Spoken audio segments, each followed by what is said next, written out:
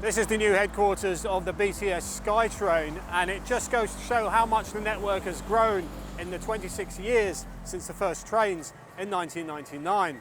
This is a story of the Skytrain.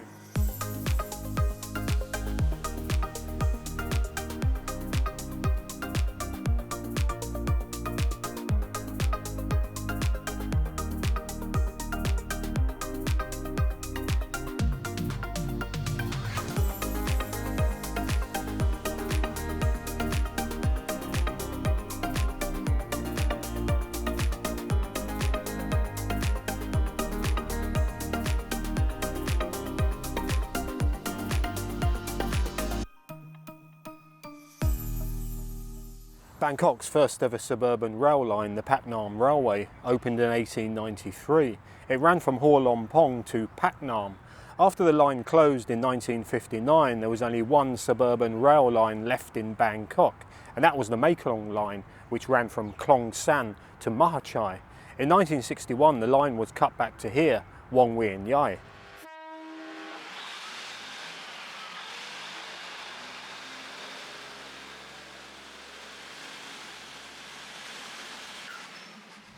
Asia's first tram network opened on the streets of Bangkok in 1894. It was operational until 1967, by which time car ownership had grown so much that they just thought the trams were getting in the way. It was the 1960s when the first ideas for a mass transit rail system in the city came to light.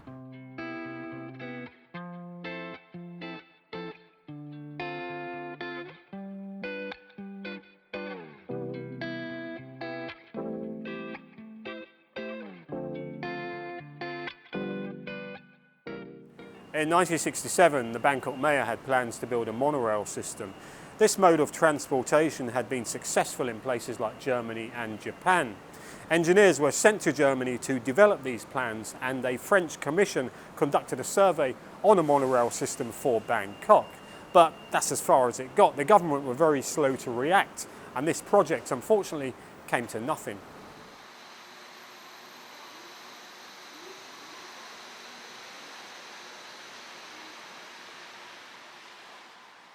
One year later, the newly formed Land Transport Problem and Planning Committee set out to solve Bangkok's traffic problems.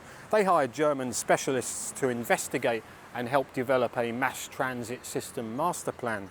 So from 1971 to 1974, these specialists conducted a survey, and in 1976, they submitted their final report.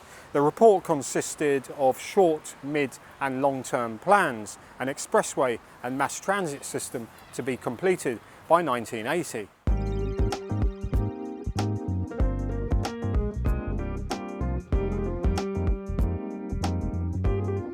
Three expressways from Klong Toi would go to Bang Na, Din Daeng and Dao Kanong. They would link up with major highways heading north, east and west.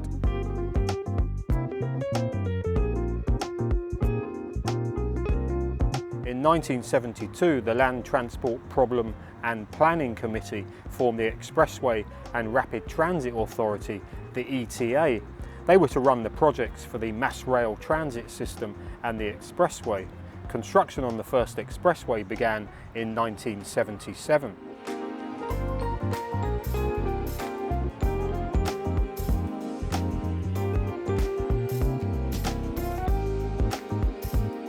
The plan was for three mass transit system rail lines. The Prakanong line would go from Prakanong via Siam to Bang Sue. The Saton line would go from Wong Wien Yai via Saton to Lad Prao, and the Sapan Put line would go from Wong Wien Yai via Memorial Bridge to Klong Tan.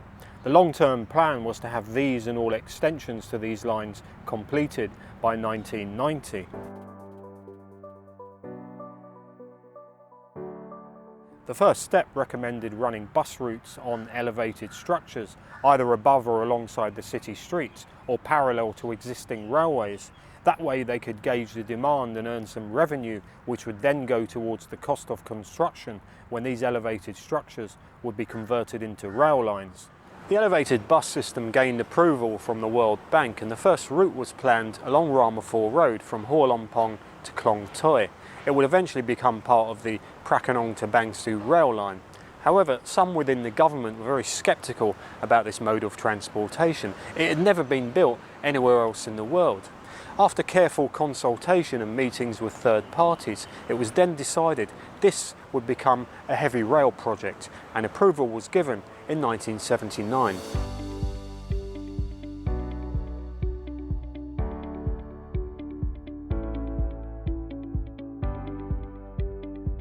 Construction was due to begin in 1981, and the ETA had obtained 60% of the cost through bank loans. They asked the government to allocate the other 40% from the annual budget, a total of 14.5 billion baht.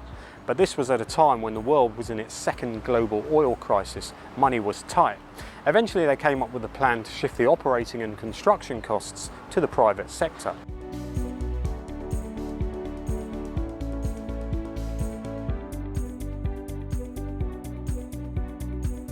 For potential private investors, the huge asking price meant that no company accepted any of the ETA's conditions, one of which included handing the railway back after 30 years. No private enterprise could expect to make any decent money at all.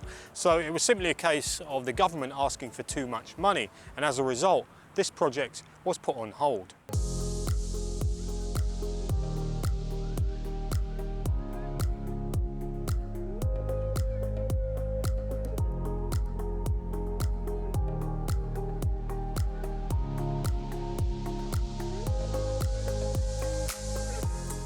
In 1985, the whole project was re-examined. They considered shortening the rail lines and switching to a light rail system.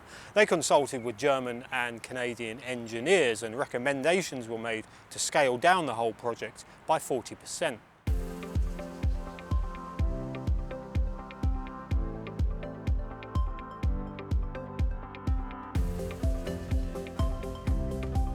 So by 1988, 18 companies had bid for the contract, only 3 were shortlisted.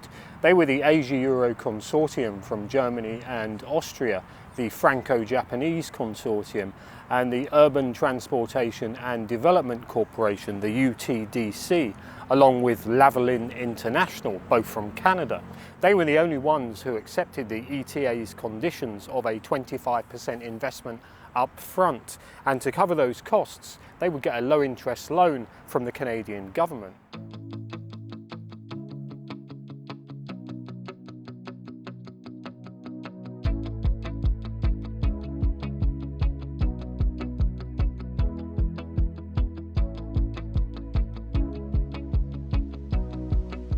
Well, this is what the Lavalin Skytrain map would have looked like, and one thing to note is that there were a lot of stations on here, meaning some of them would have been very close together. I'm not sure if that would have been economically viable.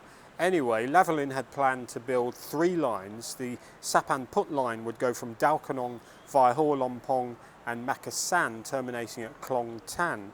The Rama 4 line would go from Onnut via Lumpini, Hua Lompong, Bang Su, terminating at Morchit, and the Saturn line, which would go from Talad Plu via Sapan Taksin, Plonchit, Makasan, terminating at Lard Prau.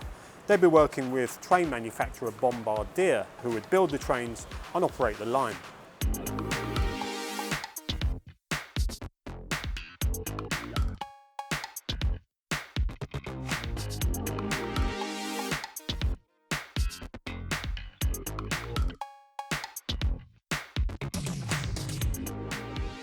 Well, the Lavalin Skytrain project was on the verge of getting started, but unfortunately Thailand was having serious political issues, and the new incoming government had another look at the contract signed by the previous government.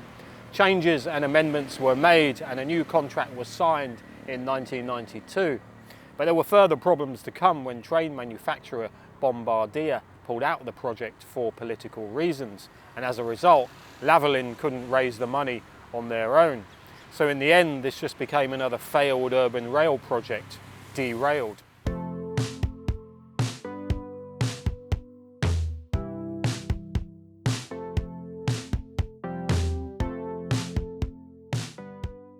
After the failure of the Lavalin Skytrain project, 2 other agencies came forward with urban rail line plans for Bangkok. One was the SRT, the State Railway of Thailand. They had something called the Elevated Road and Train System. The other was the BMA, the Bangkok Metropolitan Administration. Theirs was simply called the Elevated Railway Plan. The SRT plan was proposed by a company from Hong Kong called Hopewell Corporation. Their proposal was for a 3-tier structure with road, rail and expressway. It also included land redevelopment, and the whole project was set to cost 80 billion baht.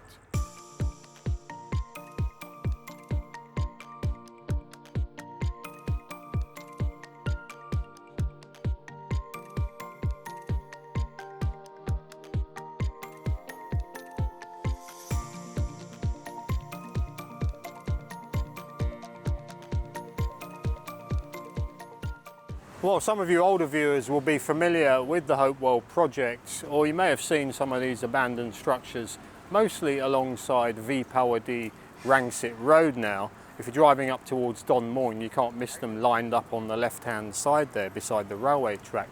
And looking at the condition of these today, it's hard to believe that just over 30 years ago these were still in the planning stage. The plan was for Hopewell to build 2 rail lines, one going east to west from Hua Mak to Taling Chan via Hua Lompong, and another line north to south from Rangsit to Ponamit via Yomarat. And construction began in May 1993 with a contracted completion date of November 1998.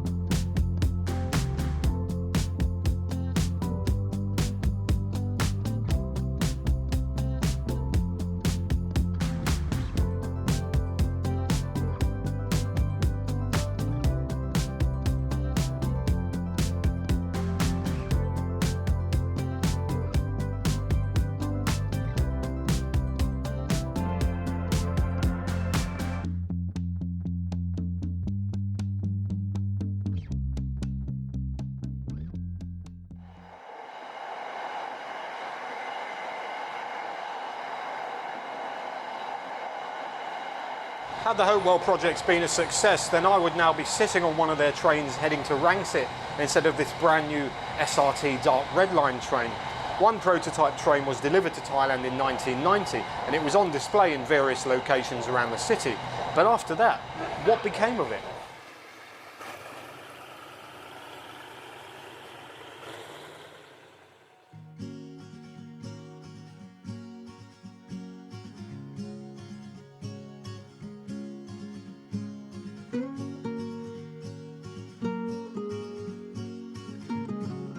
Seeing as it's been abandoned for 30 years, it's in pretty good condition, complete with a seat. And that must be what you call a dead man's handle.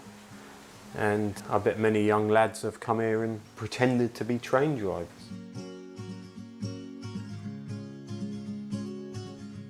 By 1996, construction progress had become incredibly slow due to cost cutting and alleged corruption.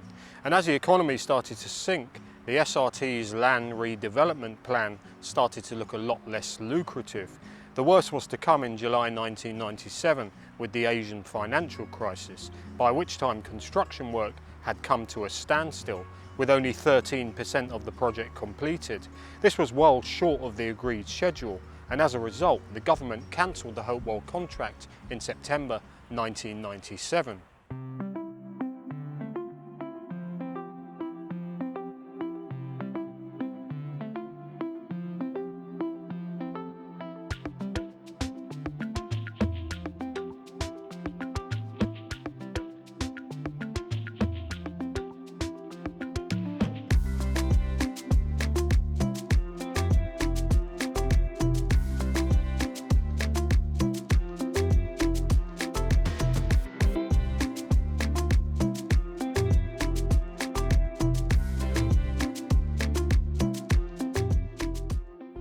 So if the Hopewell project had been completed and opened, would it have withstood the tremors that we felt today here in Bangkok from the earthquake over in Myanmar? I ask that because after it was abandoned, some of the structures actually collapsed of their own accord, and there were rumours of corruption and malpractice and very inferior materials being used to build it. So let's say hypothetically it did get up and running and it had all those cars, buses, trucks, trains and people using it every day. How long would it have been until we saw a serious disaster? We don't know. I think the best thing that happened to Hopewell was that it didn't happen at all.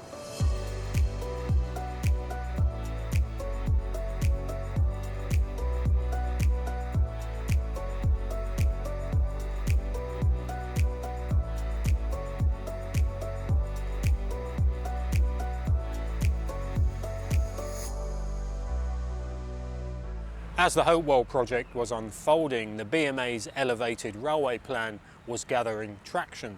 A new company called BTSC had come on board. In the meantime, the government had scrapped the ETA and formed a new agency called the MRTA, who went on to run the successful MRT system that we know today. After the failure of Lavalin and Hopewell, the BMA and BTSC were determined to make their project a success.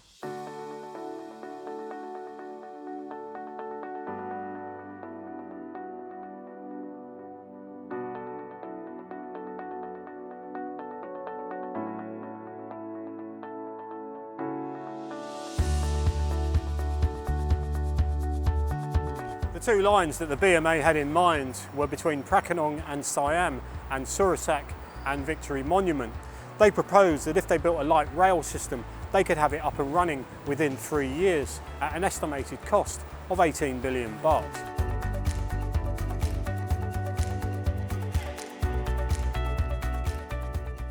By 1991, the BMA were looking for private enterprises, and although there were many interested companies, it was the BTSC, the Bangkok Mass Transit System company, who were awarded the contract. On the 9th of April 1992, the BMA, under jurisdiction of the Ministry of Interior, signed a 30-year build, operate, transfer concession lasting until December 2029. An additional privilege was there would be no concession fee or any other fee for the 30-year period. This privilege would enable the BTSC to collect all of the profits without giving the government a share. And this also made the BTS project the first privately financed transit system in the world. The total cost of construction would go on to be around 55 billion baht.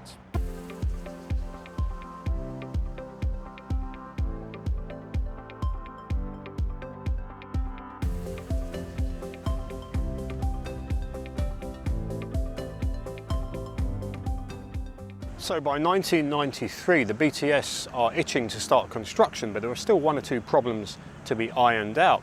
They came up against serious opposition to their plans to build a maintenance depot and stabling yard right here in Lumpini Park. And in July of that year, a document was leaked by the Thai Environmental and Community Development Association saying that the BTS had planned to construct that depot without first gaining public approval. Inevitably, there were demonstrations inside the park and they were forced to abandon the idea and look elsewhere for somewhere to build their maintenance depot.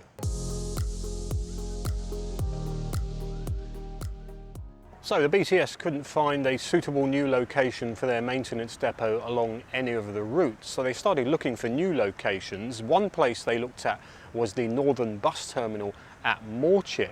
The only problem here was that it was 5 kilometres north of the terminus at Victory Monument, and the land was owned by the Treasury Department, who had already allocated it for the Bangkok Terminal project. So there was a standoff between the BTSC and Sun Estates, the developers, and eventually it was agreed that the Bangkok Terminal project could still go ahead and the BTS could build their maintenance depot and stabling yard underneath. And now the line would be extended from Victory Monument to Morchit.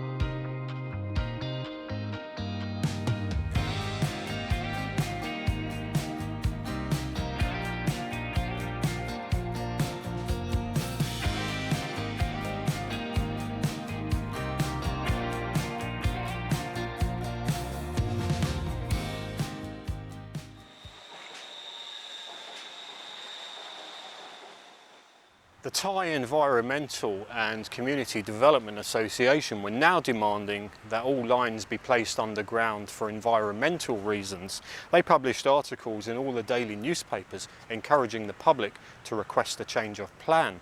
But it was too late, as the BMA had already signed a concession agreement with BTSC, so their attention turned to the MRTA, whose elevated railway plan would cross the BTS at several points.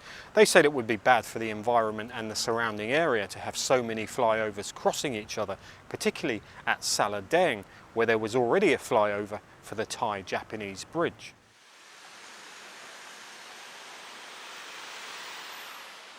Well, it wasn't just the environmental impact of the construction that was an issue, it was also the visual impact of the Skytrain structures themselves.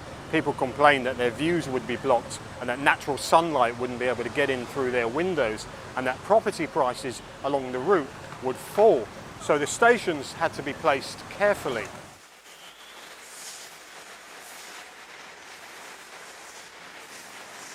Central Chitlon didn't want a station built in front of their department store, and just across the road the Materday School, a very expensive private school, didn't want the station built outside their front gates for privacy reasons. So they reached a compromise where the station would be built in front of the school, but there'd be no entrances, exits or signs on the school side, and they'd put up barriers in the station to stop people looking in.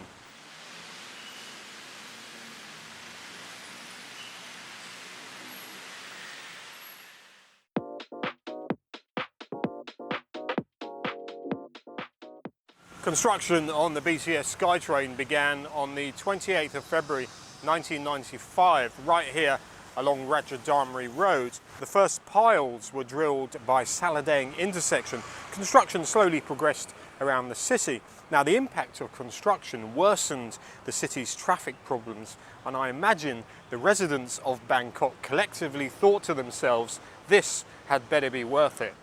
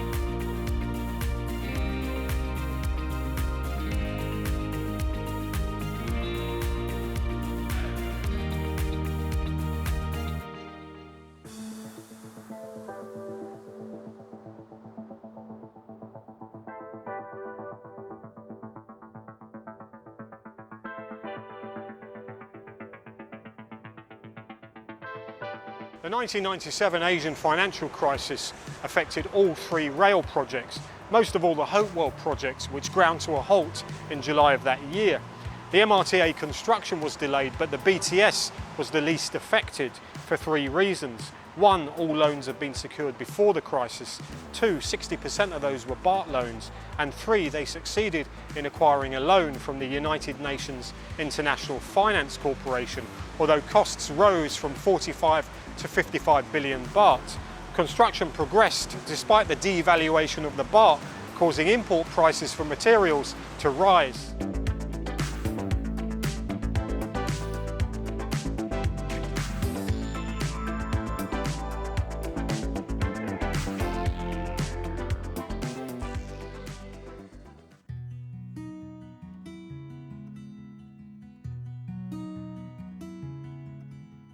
Well, as you can see, rush hour on the Skytrain is not much fun, and I would hate to do this twice a day, but many thousands do. If you're as old as I am, you'll remember the first couple of years after opening, passenger numbers were a lot lower than expected, and when I went home late at night, I was often the only person in the whole carriage after Victory Monument. I also remember falling asleep on the Sukhumvit line, during the day this is, and then when I woke up I found out the train was on the Ceylon line. So if you ride the lines often enough, you'll know that sometimes they do change lines and change tracks, and the crossover points are just outside Siam.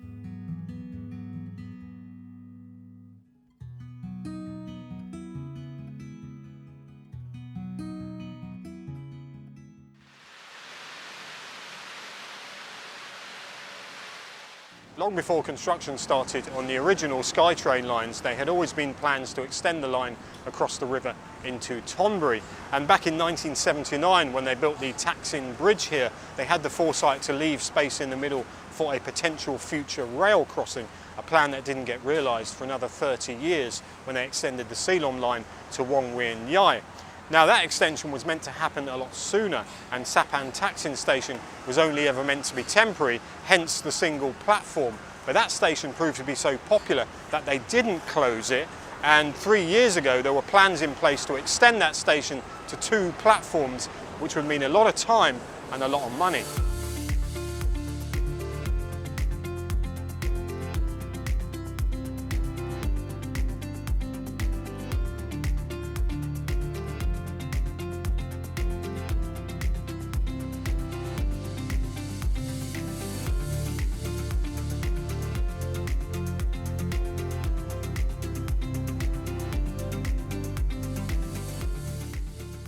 As well as planning future extensions, there are also 2 stations planned to open at a later date.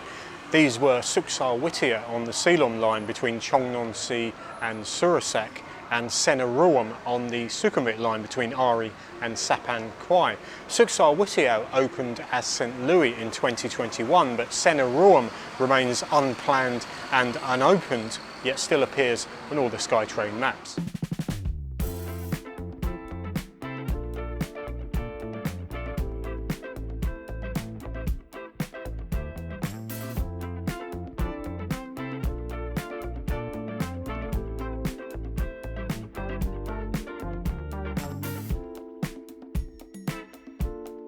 The stations were designed to achieve a high level of openness. Light colours were selected to relieve the impact of the heavy grey concrete elements. Station structures had modern architectural design with a combination of traditional Thai details with echoes of temple leaves in the flare of station roofs and slanting columns evoking aspects of traditional Thai houses. The form of the station arch roof in receding and overlapping steps allowed good ventilation with lots of natural light. Stations were modified to fit with local surroundings and provide overall harmony within the setting of that location.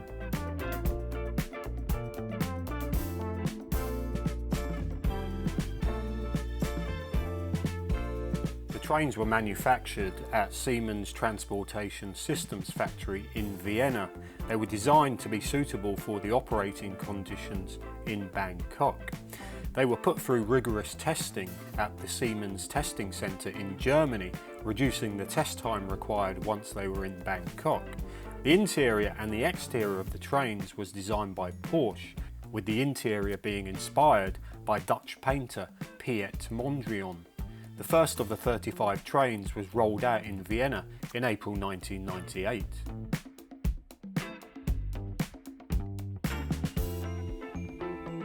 The first train was unloaded and celebrated at Lam Chabang port and arrived in Bangkok on the 10th of October 1998. It was a big step towards the realisation of the BTS Skytrain.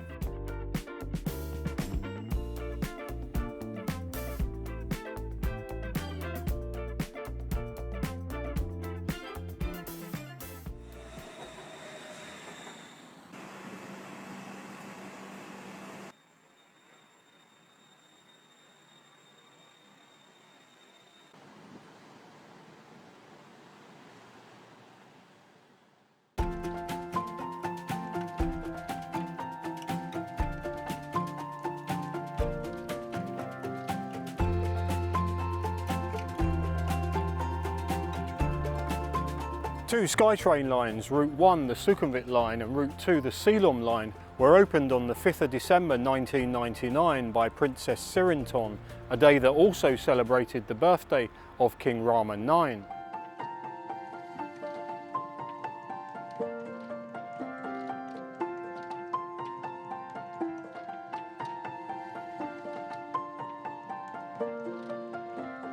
So there we are, that's the history of the BTS Skytrain. Now, one of the most commonly asked questions is, are we going to get 6-car trains? That would solve a lot of overcrowding in rush hour. So BTS, if you're listening, please do take note. Are we going to get the extension to Khao San Road? We don't know what the future holds. Anyway, please do subscribe if you haven't already done so.